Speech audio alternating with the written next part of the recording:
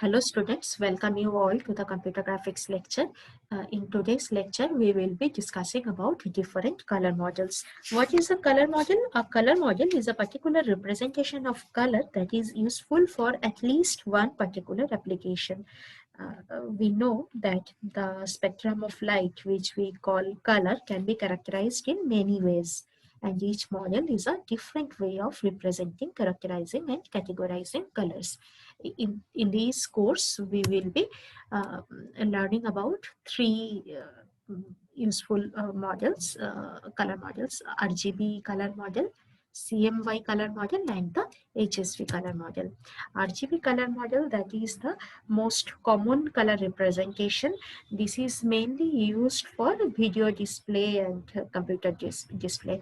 In the display device, we have three active areas or phosphors that emit red, green, and blue light. So combination of red, green, and blue dots can produce simulations of continuous tone color image. That means a particular mix of the red, green, and blue components of a screen area corresponds directly to the perceived color of that area. Uh, so we can say the this scheme uses different lights and add them to display colors, and colors are the result of the combination of transmitted light. As we have discussed it earlier, you may remember that human eyes, the retina of human eyes, that is having three different cones which are sensitive to different wavelengths of light, corresponding to the red wavelength, green wavelength, and blue wavelength. So this theory of vision is the basis for displaying color outputs on a video monitor, or the basis of the RGB color model. Here all colors are generated from the three primaries, red, green, and blue, and various colors are obtained by changing the amount of each primary. It uses a additive mixing scheme, and RGB, everyone's value lies between 0 to 1. Let us just check how we can represent this model graphically. We can represent this model with a unique cube defined on RG and B axis. So this is my R or red axis, this is my blue axis, and this is my green axis. And this value is 1. And this value at the origin, R, G, and B, everyone is having value 0. So when all the values are 0, that means no color is there. That means the color is black. Absence of all the colors in the origin, that is the black color. And at this point, what is the value? Red is 1, but green and blue, they are 0. At this point, at this point, uh, red and blue, they are 0 0, and green is 1. So we can call this point as 0 1 0. Similarly, I can call this point as 0 0 1, because red and green components are having the value 0, whereas the blue component is having the value 1. Along this line, the amount of blue varies. So at the midpoint, I am having blue equals to 0.5, right? Now, at this particular point, what will be the value of red? 1. What will be the value of green? 1. And what will be the value of blue? Again, it is 1. So 1, 1, 1. Same amount of red, green, and blue, and that is full amount 1, 1, 1. So what will be the color? White, right? Mixing of all the colors in same amount and full amount, that will produce the color white. Now, this diagonal from black to white, that is known as the grayscale, because along these diagonal, at any point the amount of R, G, and B, they will be same, and these will produce a gray color. The intensity of the gray color will depend on at what is the amount of red, green, and blue. Okay, now let's see these three vertices, this one, and this one, they represented the primary colors. Now see, this is my red color. What is the opposite diagonally opposite point? This is the diagonally opposite point. At this point, what are the values? Red is 0, right? No red is mixed. 1 blue and 1 green. 0, 1, 1. So this point and this point, they are the complementary colors. If I mix red and cyan, I will get 1, 1, 1. Okay. Similarly, this is my blue point 0, 0, 1, diagonally opposite one, where I am having 1, 1, 0. Red equals to 1, green equals to 1, and blue equals to 0. So this is the complementary color of blue.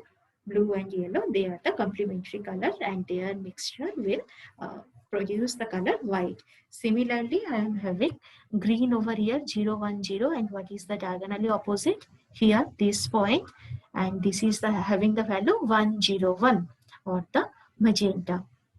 So green and magenta, they are the complementary colors. Okay.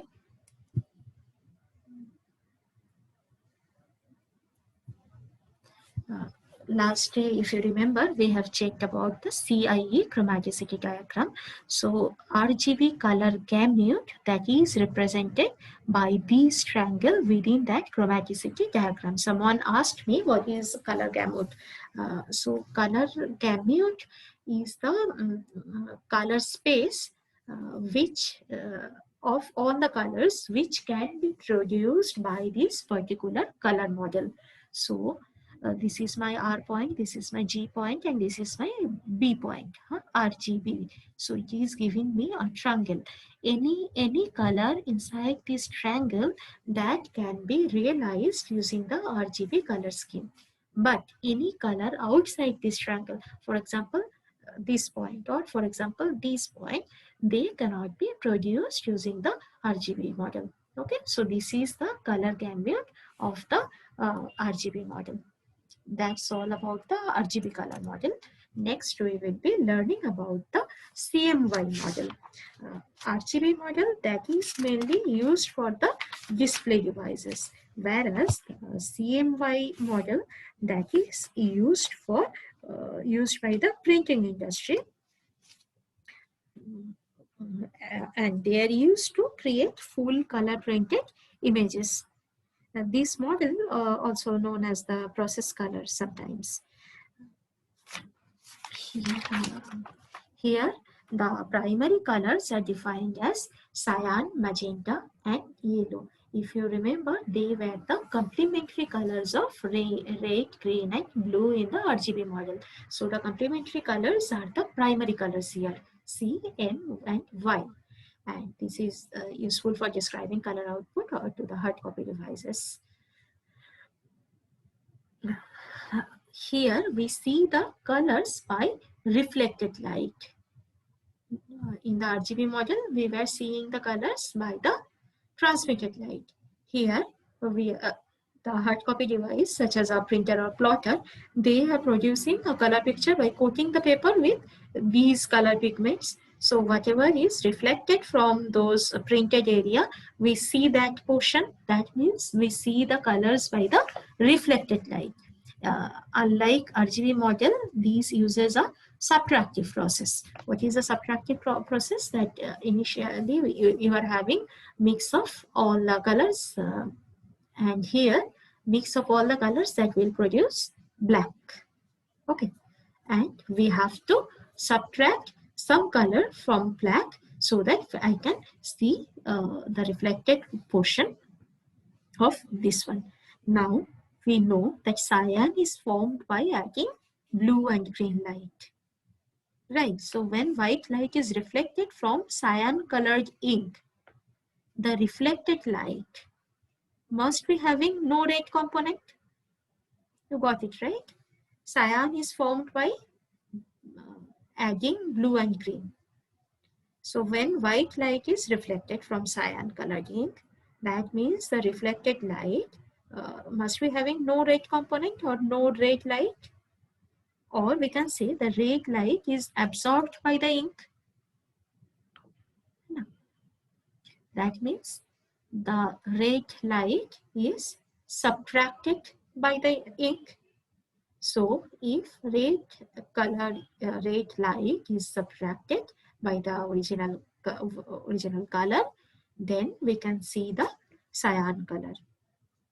Similarly, magenta ink subtracts the green component from the incident light, and yellow color that subtracts the blue component from the incident light. This is the graphical representation of CMY color model. So absence of all the colors, that is white. If all the colors are reflected, then the color will be white. And if all colors are there, so that value will be black. Absence of all the colors, that means all colors are reflected, then the color is white. And if all colors are absorbed, then the color is black. If we are having 1 1 1, we are having the value black over here. Along these axes we are having cyan, along these axes we are having magenta, and along these axes we are having the yellow. Just like the RGB model, diagonally opposite vertices are having the complementary color. So this is cyan and these will be red. This is magenta, so these will be my green, and this is yellow, so these point will be blue. From white to black, this connection, that is the grayscale, and along this scale the amount of cyan, magenta and yellow, they are of same amount. Printing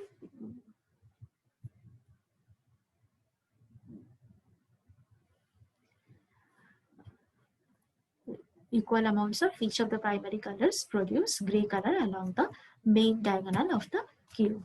Now the printing process with CMY model produces collection of basically 4 ink dots. 1 dot is used for each of the primary colors, that means cyan, magenta and yellow, and 1 dot is black. Why the black dot is used? Because if I mix cyan, magenta and yellow in the full amount, I will get a dark gray color, not the black color. So for printing purpose, a black dot is included. Okay.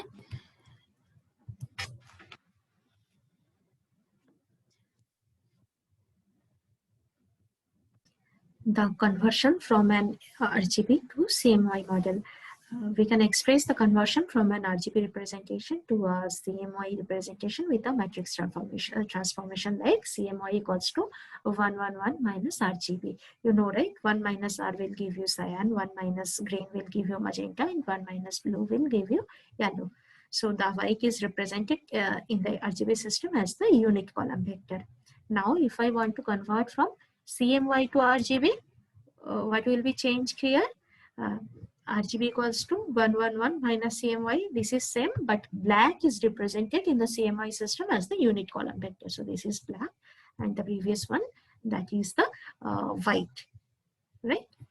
So in CMY we are having the unit column vector as the black one. Next we will be learning about the HSV color model. About HSV color model, we can say that the HSV color model is more intuitive than the RGB color model. Here, user specifies a color and the amount of white and black to add to the color to obtain different shades, tones, and tints. Color parameters in this model used are hue, or the actual color of the light, saturation or the purity, and value or the luminance or brightness. These HSV color model or the 3D representation of the HSV model is derived from the RGB model cube. If we view the cube along its sides in the RGB model, this cube, so I can see leaving this point how many vertices are there. I can see 1 2 3 4 5 6 along with white. White is the midpoint, right? So these 6 points, the hexagon of that is the base of the HSV color hexagon. Okay, so these point is red, yes, this point is green, this point is yellow, this point is cyan, this point is blue, and this point is magenta, right? Red at 0 degree, yellow at 60 degree, green at 120 degree, cyan at 180 degree, blue at um, 240 degree, and magenta at 300 degree, 60 degree apart, all these vertices.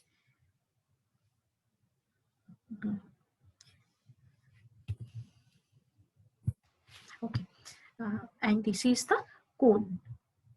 Okay, this is the HSV hex cone. So along so along any cross section, actually I can have 6 different hues. So these points, they represent the actual color of the light or the hues, right? And the saturation varies between 0 to 1 and is the ratio of purity of a related hue to the maximum purity, right?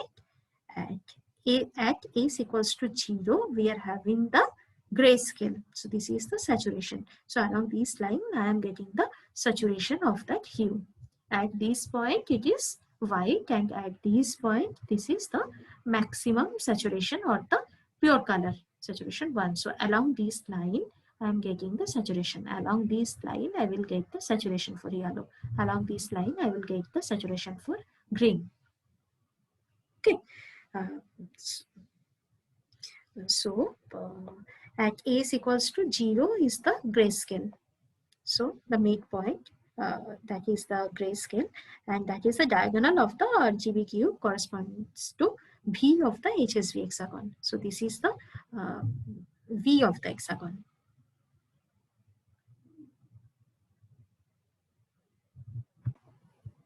Okay.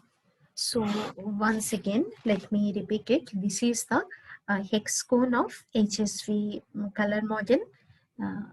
Along these points, so these vertices, they represent the hues. Okay, so this is the red hue, this is the yellow hue, this is the green hue, this is the cyan hue, this is the blue hue, and this is the magenta hue. At the midpoint, we are having the value white. So white to red, this line that represents the saturation of the color. White to yellow, that represents the saturation of the yellow. White to green, that represents the saturation of the green, like that. So the saturation is 0 at this point. The color is totally impure or totally mutilated by white, and at the vertex, the color is pure or the saturation value is 1. Okay, and the grayscale, that is passing from the apex to the white point. So this is the intensity or the brightness or the luminance or the V value. So if we are taking the cross section somewhere here, that means we are having V equals to 50%, V equals to half. If it is full bright, then we are having the color here. Okay, so this is the V equals to 0 black and V equals to 1 at white. So hue is represented as an angle about the vertical axis ranging from 0 degree at red through 360 degree. 360 degree.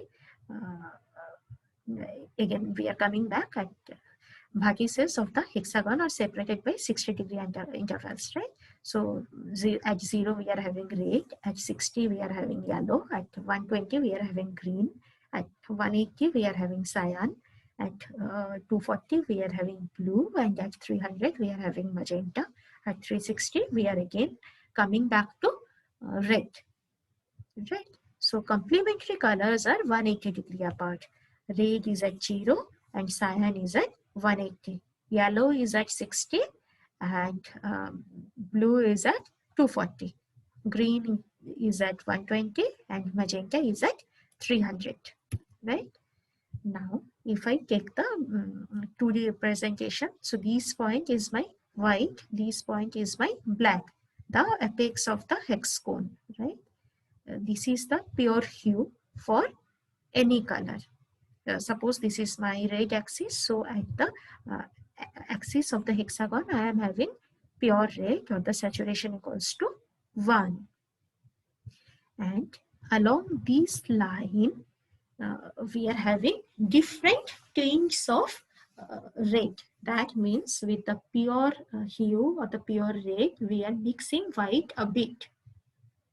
Okay, so that way we are getting different tints. And when we are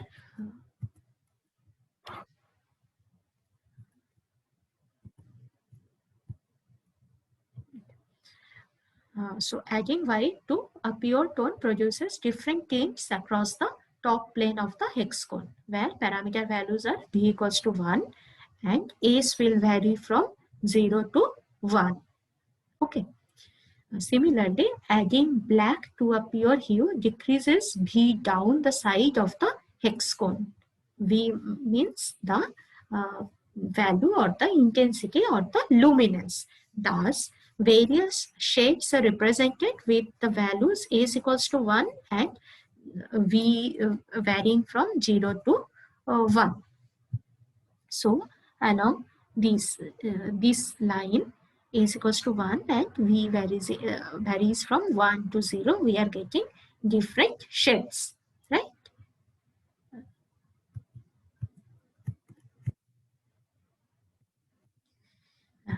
And various tones are specified by adding both black and white, producing color points within the triangular cross-sectional area of the hexagon. So along this line, we are getting the tones, right? So in tones, along this area, we are getting the tones. So in tones, we are adding both black and white. So if we are adding only white with the pure hue, we are getting different tints. If we are adding only black, we are getting different shades. And if we are adding both black and white, we are somewhere here and we are getting different tones of color.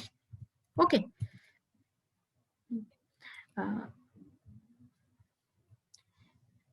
A selected hue is said to be 1/4 pure at the value A is equals to 0.25.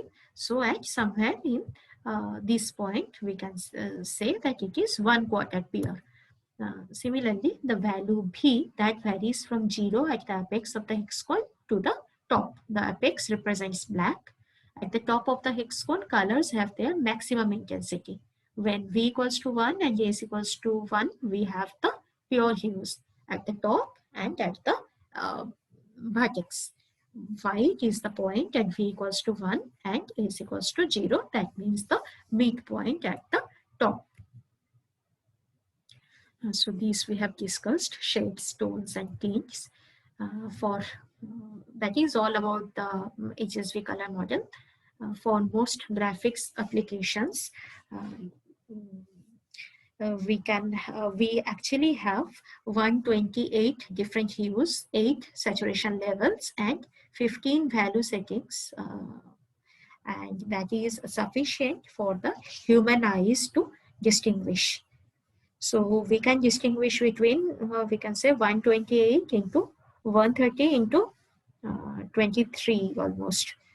This much different colors, but for graphics representation, this is fine. With this range of parameters in the HSV color model, 16,000 colors would be available to a user, and the system would need how many bits? 14 bits of color storage per pixel. Okay, so that is all about the color model. So far what I have checked in the SPPO question papers, mostly the questions are coming like illustrate a particular color model or compare two different color models or write a short note on this. I'm confident that you will be studying this topic, and this is the syllabus for up to this is the syllabus for your unit test 2. On Monday, I will be having a live lecture on UpGrad for doubt solving. and the question bank is also shared with you. Hope you will go through. That's all from my end. Happy learning. All the best for your exam. Thank you.